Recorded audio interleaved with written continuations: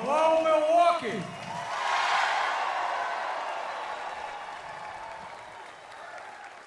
My name is Joe Biden. I am Jill Biden's husband. And I want to start by saying any child under 12 years of age deserves a little extra ice cream or something for doing this. This has got to be the most boring thing in the world for you, honey. But we're going to work something out for you, I promise. Folks, if you have a seat, don't hesitate to take them. Oh, thank you, man.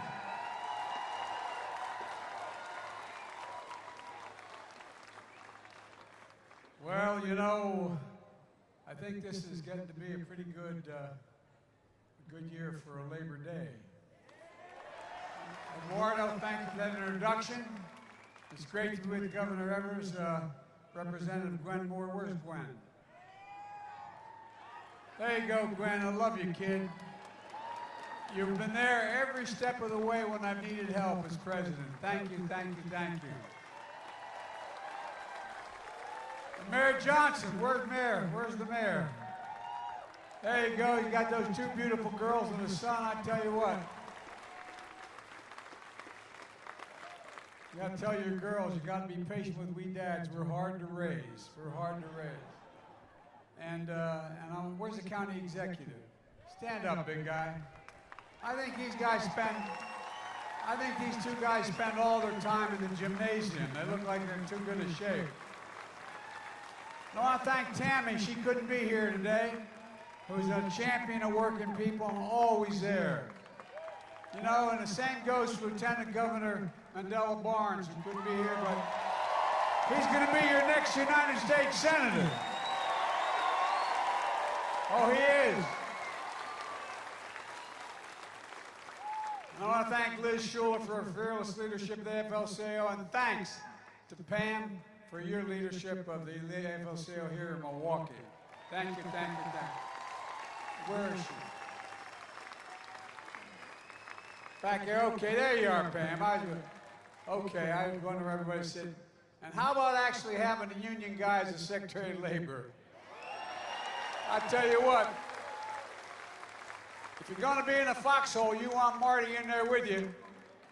Now, you may have trouble understanding when he starts talking about car bonds instead of garages and he talks kind of funny, but he knows what he's talking about. I promise to be the most pro-union president in American history, and Marty's keeping me make that promise. And by the way, the reason for that, I've had this conversation with the Business Roundtable and all the major chambers of commerce. It's not just that I think that it's important that people get a shot. But look, the reason why businesses should be hiring labor folks is simple. You're the single greatest technicians in the world. You're the best laborers in the world. You build the best product. No, I'm not just joking. I'm not just saying that. But people forget, a lot of the trades, they forget. You go to 4 or 5 years of school, you're an apprenticeship. It's like going back to college. It's not like you all of a sudden just step in. You build a better product, it lasts longer, and it's cheaper for the business, and it's better for the country. Look, folks, Labor Day is a special day in the country and here in Milwaukee. This is one of the biggest Labor Day events in America you all have here.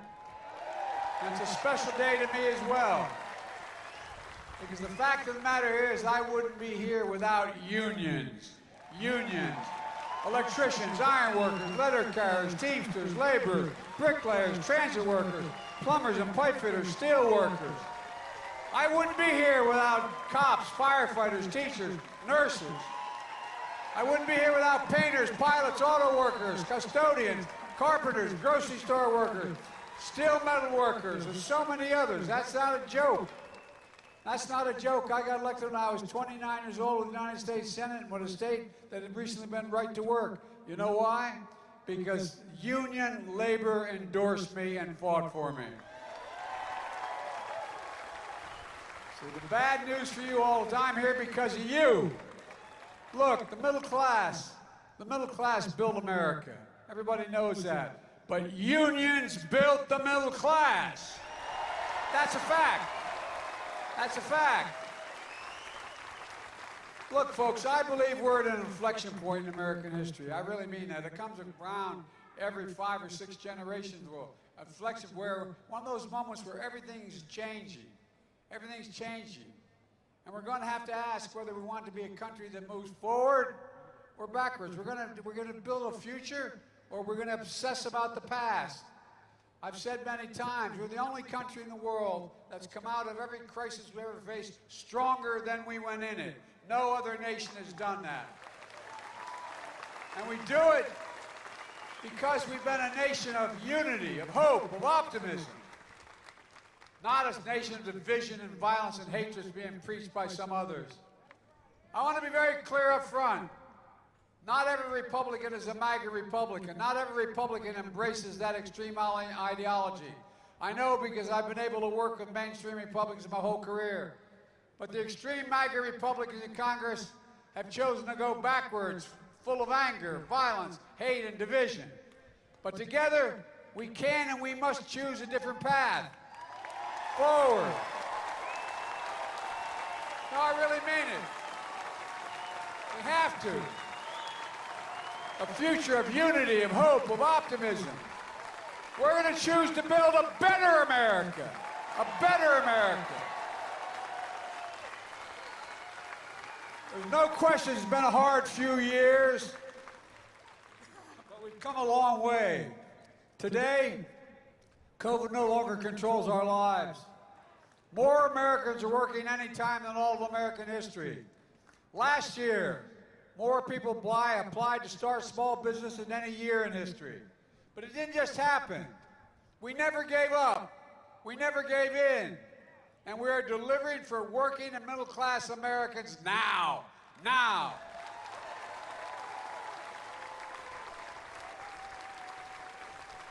Nearly 10 million new jobs, more jobs have never been created at this point in any presidency in history. Wages are up. Unemployment remains near a 50-year low. And the big reason for all this is the American Rescue Plan that I signed into law shortly after taking office. With the help of your Democratic members of Congress, that's how we got it done. Not one single Republican vote. The plan took America from economic crisis to economic recovery. And here in Wisconsin, your governor and your mayor in Milwaukee used that money like it's supposed to be used. Keeping city workers on the job in the face of rising costs, keeping streets safe by fixing streetlights, training 130 new firefighters, helping hire close to 200 more police officers. Not a single Republican voted for that. Not one single one. Every single Republican in Congress in this state voted against that funding. So let me remind you, I really mean it. Let me remind you, what else is in that American Rescue Plan? A thing called the Butch-Lewis Act. Now look, for too long, most Americans don't know what that means. Those of you who have been driving trucks from factory to stores, bagging our groceries, building our buildings, bridges, roads, so much more. And with each paycheck you earn, the employees put money into that pension plan. But some companies didn't set aside enough money to pay for those plans. And as a result, hundreds of pensions, 2 to 3 million workers and retirees were going insolvent. Millions of retirees are at risk of losing their retirement security through no fault of your own. So with the American Rescue Plan, we passed the Butch-Lewis Act to protect pensions all of you work so damn hard for. Pensions you sacrificed for. And retirement would be a little like losing your Social Security and your Medicare.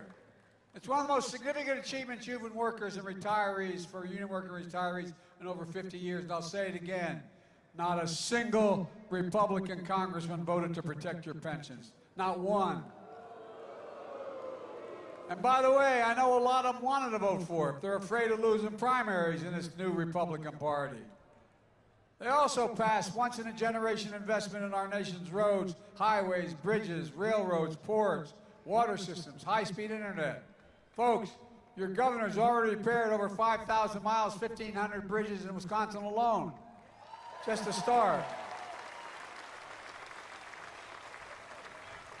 We will, when this is over, have the best infrastructure, not a joke, in the entire world. The single best in the world. And that means jobs. No, that means jobs. That means we continue to lead the world. You can't do it without the best ports. You can't do it without the best airports. You can't do it. I'm not going to go on, but the point is, you can't do it. Right here in Milwaukee, it's estimated 40% of the homes still have lead service water, lead pipes for their water.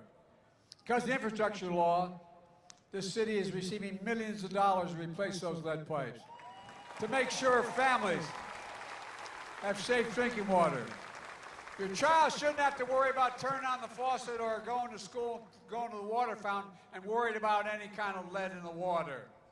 Look, it's the biggest investment in America since President Eisenhower's Interstate Highway Act. And we made sure the infrastructure law included significant labor protections. For example, the majority of the funds in the law are subject to Davis-Bacon. And it's not just because I wanted to help unions. It's simple. You're the best in the world. That's not hyperbole. No, it's not a joke. You really genuinely are. You just don't decide you want to be a pipe fitter or an electrician. It takes you 4 to 5 years of hard work, apprenticeships. It's like going to college. You're the best trained workers in the world, and you deserve to be treated that way. And by the way, those of you who know me, no one ever doubts I mean what I say. The problem is I sometimes say all that I mean. I've made the same comments to the Business Roundtable, to the Chamber of Commerce. They understand it. They don't want to pay it. They understand it, though, because it's true. I also signed the Chip and Science Act, a groundbreaking law. Will once again manufacture semiconductor chips that power every day, everything, our smartphones, dishwashers, automobiles, national security stuff, right here in America. Guess what? We invented it here. We invented it here. In America.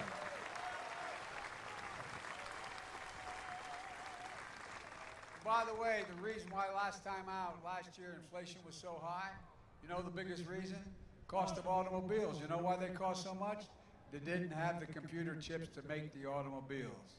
Folks, here in Wisconsin, Senator Baldwin made clear that you're ready to take advantage of this law. With world-class universities and a workforce that knows how to manufacture projects here in Wisconsin. This law is going to create tens of thousands of jobs in America, bringing billions of dollars of investment here in America. Well over $100 billion investment in America, revitalizing American manufacturing. Where is it written? Where is it written that says America can't lead the world in manufacturing? Where does it say that? We've exported too damn much.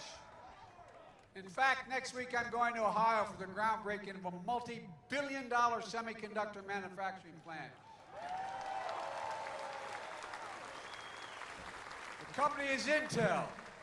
It's one of the largest investments of the kind ever. They're putting $20 billion in as a start. It's going to create thousands of jobs, thousands. 7,000 construction jobs just building the facilities. 5,000 permanent jobs for blue-collar workers who will make $125,000 a year in those jobs.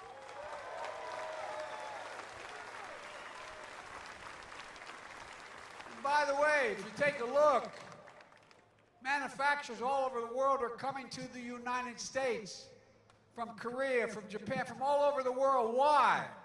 You know why the head of the outfit out of Korea told me they're coming here?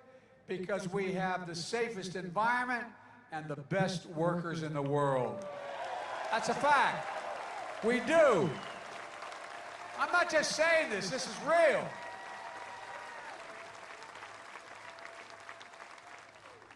Look, folks, it means we're going to build the future in America, with American workers, in American factories, using American-made products. Look, something most people don't know, but you guys out there in this audience know. 15% of our military veterans become union workers when they leave the military. 15%. How many veterans out there? Holler out. You got it. In my State of the Union address, I put forward what I call the unity agenda, including taking care of our veterans. Look, we have a lot of responsibility. There's only one sacred responsibility, not a joke. And I mean this from the bottom of my heart, and I've said it from the first day I entered politics. We have an obligation to equip those we send into harm's way and care for them and their families when they come home, both their families. Especially our veterans who've been exposed to toxic burn pits like my son, those pits the size of football fields, 8, 9, 10 feet deep in Afghanistan and Iraq. I was in and out of those countries over 35 times in the middle of these wars as vice president. That incinerate waste of war, tires, poisons, chemicals, jet fuel, so much more. A lot of people like my son had their hooch just probably 300, 500 yards from those pits. You could smell it, you could inhale it. Well, guess what? These poisonous fumes which came, people came home with headaches, numbness, dizziness, cancer. I just signed what's called the PACT Act to take care of these veterans who need medical assistance and to provide for their families when they are gone.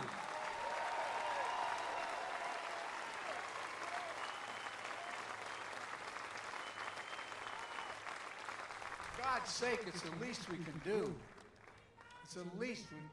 Well, I love you too, kiddo, I'm telling you. Look, like I said, I believe we have a lot of obligations. We have a lot of obligations, only one sacred obligation. That's to take care of those vets we send overseas when they come home. No, I know, but I really mean it. And as I said, I just signed into law a historic Inflation Reduction Act. It wasn't easy to take on big drug companies, but we did. I've been fighting them since I got in Congress 180 years ago. You know, we pay more for prescription drugs in the United States of America than any major country in the world, here in the United States, okay? There's no reason for it. For the last several decades, many of us have been trying to fix the problem. But for decades, Big Pharma tried to block giving lower drug prices for those on Medicare or anywhere else. For decades, Big Pharma won year in, year out because they owned chunks of the Congress, because they had to help, like your senior senator, Ron Johnson, who said, I want to say what he said. He said he opposed lowering drug costs because it would result in punishing the pharmaceutical industry. Bless me, Father, for I have sinned. I mean, come on, man. Not this year. We beat pharma this year. We beat pharma this year, and it mattered. We're going to change people's lives. We finally beat pharma. Now Medicare will have the power to negotiate lower prescription drug prices. We can guarantee no senior will have to pay more than $2,000 out of pocket for their drugs for the entire year, no matter whether the bill is $50,000, no more than $2,000, period. And if you're on Medicare and you have diabetes, your cost of insulin will be capped at $35.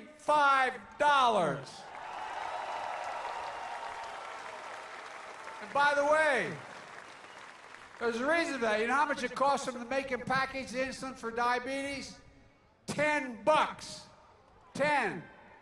Any of you you need that insulin, or your children need it, you know what it costs. It costs you somewhere between $650 and $1,000 a month. It's outrageous. Well, guess what? We also had in this bill of mine, we also had a provision that affected people who weren't on Medicare. But because of the leadership of your senior senator and others, it got defeated. But I'm coming back and getting it.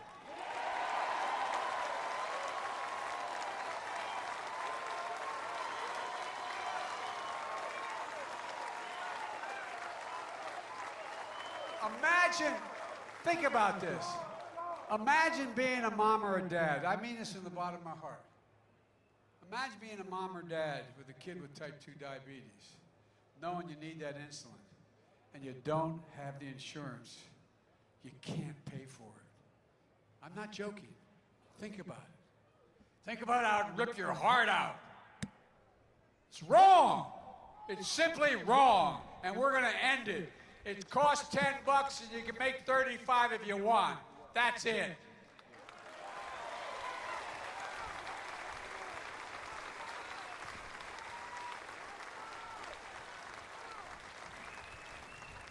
For decades, the biggest corporations, and by the way, I know corporations. I come from the corporate state of the world. More corporations are incorporated in Delaware than every other nation, every other state in the country combined. Okay? So I can write a doctorate on corporations. So it's not like I'm anti-corporation generically, but I do think everybody should pay their fair share. And by the way, look, for decades, the biggest corporations, the wealthiest Americans have fought to block a fair tax code. Republicans passed a $2 trillion tax cut, mainly benefiting the wealthiest corporations under the Trump administration. By the way, increased the debt by $2 trillion. Well, guess what? In 2000, 55 of those corporations earned $40 billion in profit. They didn't pay a single solitary penny in taxes. And wealthiest Americans, of those 700 plus billionaires in America, you know what their average tax rate is, federal tax? 8%. They pay more taxes than any one of you, fewer taxes than any one of you pay. It's not right. No, I mean, it's just outrageous. Well, guess what? Guess what? I wasn't able to take care, anyway. If you're a cop, a teacher, firefighter, steelworker, a miner, you pay double that federal tax. It's just wrong. But this year, the American people won. Now big corporations have to pay at least a minimum tax of 15%, at least. The days of billion-dollar companies paying zero, they are over in America. And they know they can afford it. And while we're doing this, we're actually reducing the federal deficit. You know how they talk about responsible debt? The last guy left me with a giant deficit. Well, guess what? In my first year, I reduced the deficit by $350 billion. You know how much? You know how much I'm reducing the deficit this year? $1,500,000,000 reduction in the deficit.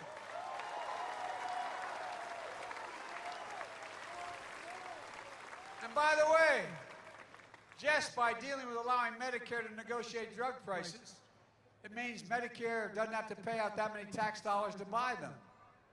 That alone is going to reduce over time $300 billion in the deficit. You would think the Republicans really cared about reducing inflation, they'd vote for the Inflation Reduction Act. But every single Republican in the House and Senate voted against it. Every single Republican in the House and Senate.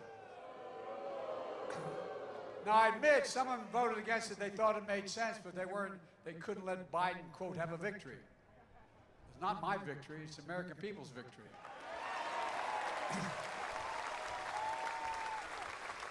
In spite of the fact that while doing all this, we lowered the deficit by $1.5 trillion this year. Here in America, every single Republican voted against lowering prescription drug prices, against lowering health care costs, against protecting your pensions, against lower energy costs, against creating good-paying jobs, against a fairer tax system. Every single one in the House and Senate.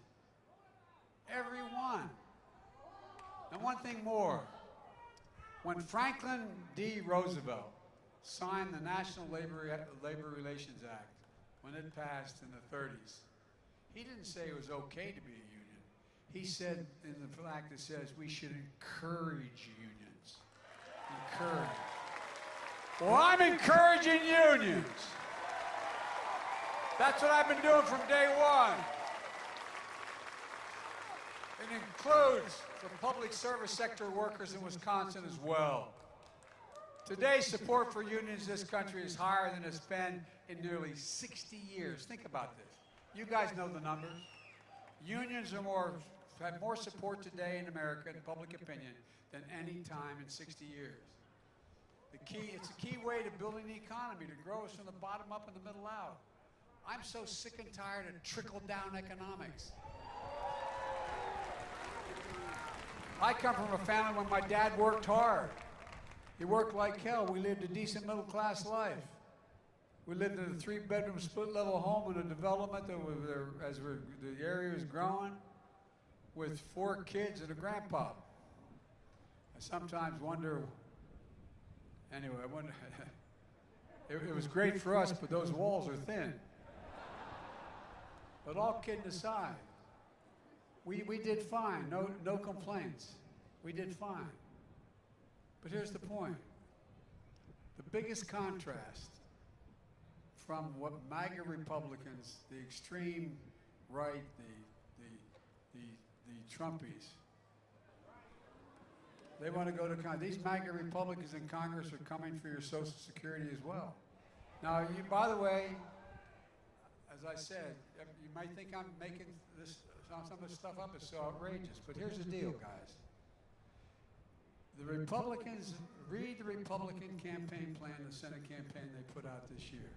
Go online and read it. Senator Rick Scott of Florida heads that campaign committee. It's all in black and white. I'm not making it up. You can go online and read it. They want to require Congress to vote on the future of Social Security, Medicare, and Medicaid every 5 years to decide whether they continue. No, every 5 years. They get to vote to change, to cut, to reduce, or entirely eliminate Social Security and other things. How does that make us feel? Knowing you guys, and then remember that song, Along Comes Young, and then along comes Ron Johnson of Wisconsin. He's arguing that 5 years is too long to wait to savage these programs people depend on.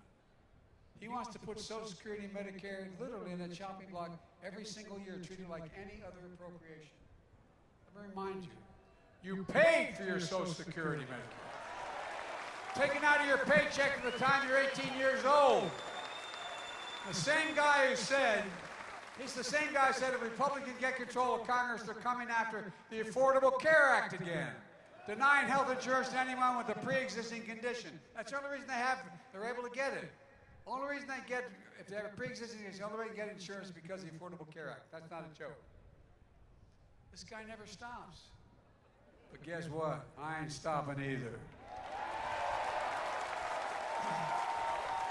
Folks, you and I, we offer a starkly different vision for this country. A vision of a fairer, more decent America. One where everybody has a fair share, where every American is treated with, my dad would say, with dignity. The economy that works for work, not wealth. Let me close with this. We're a serious moment in our nation's history, and it's not I mean it from the bottom of my heart. As I said last week, we remain in the battle for the soul of America. By the way. All right, God love you. Let him go. Let him go. No, don't, let him go. Let him. Look, everybody's entitled to be an idiot. No, everybody's done. Okay? Look. Extreme MAGA Republicans don't just threaten our personal rights and our economic security, they embrace political violence.